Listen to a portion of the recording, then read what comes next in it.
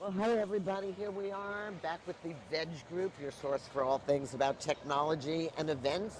And we are at IMEX, and We're it in is it. day one. And day one is booming. Events are back, but they are fueled by technology For sure. more than ever. Yeah. And I'm sitting here with Nick Borelli, who I spoke to on the stage last year, who had a different job. Yep, I So, did. I was selling the metaverse last year. I don't think anyone even meta says the word metaverse anymore. I watched Zuckerberg talk, and he said the word AI a million times. So I just follow that guy, and now I work for an AI company because I try to how position funny is that? myself between where the most amount of good I can do between technology and events. Like who can sit in the middle and sort of decipher it and bring it down to what's in it for me.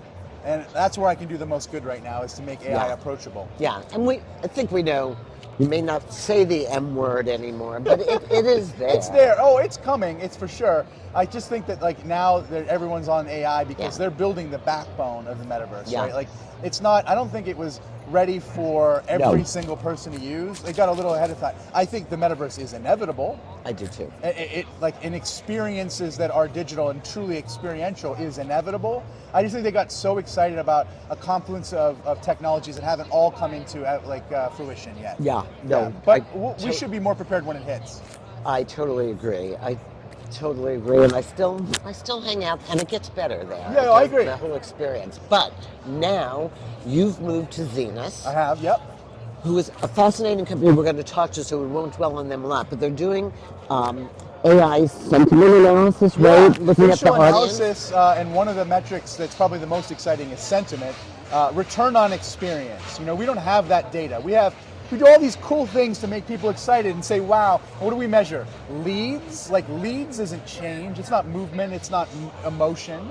So we give you that emotional impact. We can also tell you impressions, like how many people came by. We can tell you dwell rates. We can tell you demographics, all based on no personal identifiable information, just math Yeah, on your face. just it's amazing. So facial recognition. I know I'm doing a story on virtual humans right now. It's terrifyingly scary, Oh but yeah. facial recognition combined with AI are really the the building blocks. But you've become really sort of like the godfather of a lot of AI knowledge here. So From the events perspective, like yeah, I am 100% committed always to like what's in it for the meeting planner. right. And my entire career, I've always found this to be the case. Event professionals don't have enough time, they don't have enough resources. So why I'm so bullish on AI, I think it's time and resources as a silver bullet. Like I think it's the Yeah. thing they need the most to elevate and to take them out of the drudgery and get them into the thing that they're really good at, which is human stuff. Yeah, yeah, and right. So walk me through like the day in an events planner boosted by AI's Yeah. life. Is that what you're? That's exactly what I'm trying to like map out is the idea that events have phases. You have strategy before you even get into planning. Why are we doing this? Does the world need this or whatever? And you can use AI for competitive analysis. You can use AI to look at past events and discern what's missing or what people like the most. Then you get into the planning and you're like, okay, I've got to design a website. I've got to create, collateral. Logo, marketing, Yeah, and no one got into that to do that. Or budgets, like where should I spend the most money? No one's like, I really love budgets and budget management. Maybe I should get into the events industry. They want to move people. So you get past the stuff that's the drudgery, all the task stuff, and you just ask it simple questions, and all of a sudden this generative AI will spit out all these things.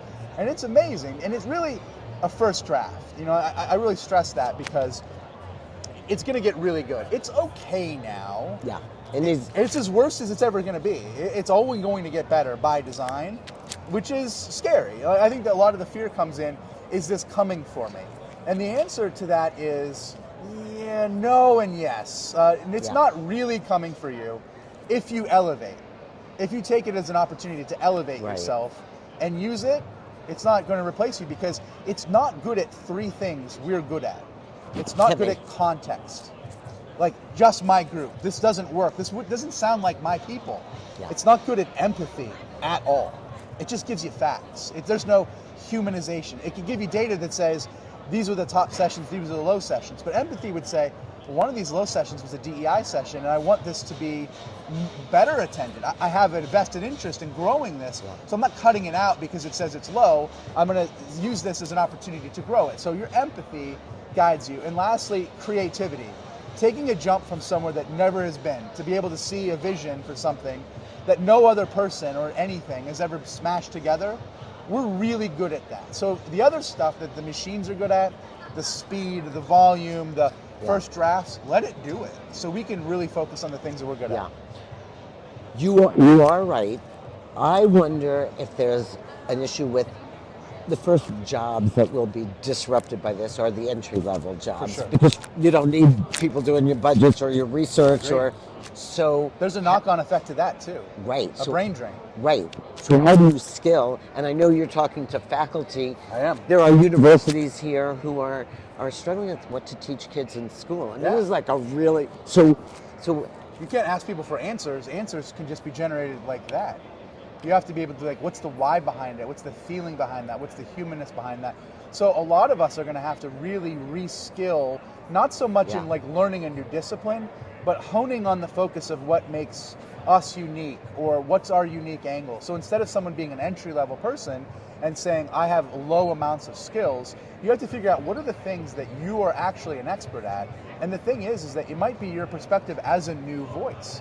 You might be, instead of being a novice, you're an expert at being a novice.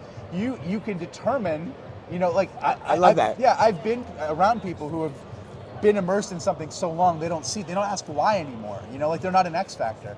So you can be really good at being curious, right? So these human emotion stuff, that's what you are now. You're not just a job, just a rank, just a file. That's a really big thought. I mean, it's a big thought. No, that is really big because it's asking especially a lot. At an industry like most industries that has more generations in the workplace than ever before. I can see them all, honestly. That has young people wanting something more out of events than ever before, right? True. And I don't know if there's an AI for that. But how do you go and choose? Okay, so there are apps. There's an AI for that. There's a whole website. Everything. Yeah. And how do you? So you can try them all for 7 days. There's a bit of that for sure. I would say the first thing I would do if I was going to be like, all right, you know what? I'm not going to be scared of AI. I'm just going to do it. I'm just going to try something. I would say the broadest one is ChatGPT, and then ChatGPT Plus allows you to have all the plugins. Play with new plugins. Try one out for a week, and you're already getting all of them. So like I did the kayak plugin, and I was like, all right, I want to be in Atlanta for 24 hours, and I only have this window, and I like this kind of food and whatever. What time should I fly in? What restaurant should I go to? And it starts spitting it out in human your terms. itinerary. It's great. Yeah. It's amazing. So that kind of stuff, or even there's AIs to build better prompts for other AIs. I mean, it can be fun, but you have to consider it's just playtime right now. We're early. If you haven't started somewhere and you're intimidated, just know thought leaders are only a couple months ahead of you. So it's you're not behind so far that there's a deficit. No, you're right. Early now. And I think if your bosses should be permissioning you, allowing you for sure time every day to play. Just keep track of the hours you're saving. I mean, you could just do dollar value on that. I mean, anytime that you get a first draft of something and you count the hours it takes you to come up with the first draft of something and then do the first draft via generative AI, and you'll see, well, that was 2 hours saved. I'm going to invest those other 2 hours in upskilling myself and educating on me on these other things. Like, know where you save and know where you invest. For me, to elevate, you have to be able to say, this is where I took time out of my day, and this is where I'm using that time to make me someone who is beyond entry level. Yeah, so make your argument with data. Black and white. Yeah. And so are you seeing anything? So you've done a couple of panels. What do you think resonated the best with are you sensing is everybody a beginner? Everyone's a beginner, for sure. Honestly, I'm sometimes in a bubble with a bunch of other tech people, and I'm like, all of my friends in the bubble are like, you mean no one's using like these things? And I'm like, very few people are in the grand scheme of things, and especially in the events industry. There's a lot of reasons for that. We just were asked to learn how to be broadcasters and everything. And here's one more thing, right? So I get it, like, for sure, but like, it's really, really early stages, and I think the intimidation comes right now in the form of, where do I start? Yeah. And just finding like one thing that you have to do. Like write out the top 10 things that spark the least amount of joy, that take up time, and then ask yourself, is there something for that? Remove those first. Yeah, like what you cooked for dinner tonight, based on what, it's a great way to start. The way I've been thinking about it, this is pie in the sky, but do you know right now, if you close your eyes, how much milk you have in your refrigerator? Like what level that container's at? I do, because I'm a mother for practice. Yeah. Right. So there's stuff in our brain that like we don't need, that AI could be doing that. I wish there was a camera in there that just ordered my thing, right? Yeah. So there's a lot of that stuff that we have to think about and whatever. If we could just remove that and have more clarity and have more focus, the upskilling would come. You know, like the higher levelness would come. So we need to really think about that. Like, is there things that are taking up your time that just aren't important? And that's the stuff you should focus on first. Yeah. And you know, and I do a lot of task specific, so legal contracts, which are based on the model that they're trained on. Correct.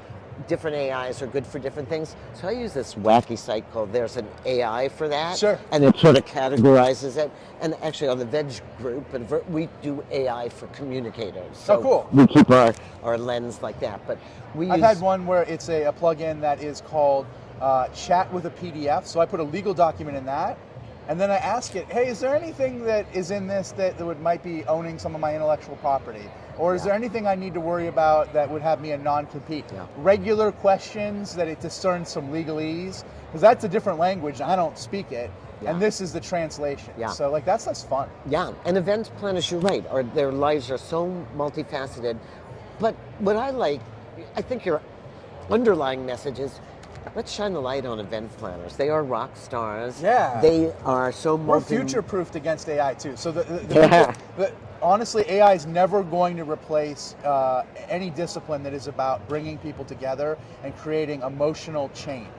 It's not for that. It's never going to be for that. There's things it can do. Let it do those things and focus on the human stuff. We're the best at it. We're not going away, and honestly, this is going to allow us to just do what we're supposed to do. Okay, you guys, so watch Zenus, and Nick writes a lot. Follow him on LinkedIn. He's all over the place. And close your eyes and try and imagine how much milk you have in your refrigerator. Right, it's weird. Thanks, It's a true thing. You're welcome.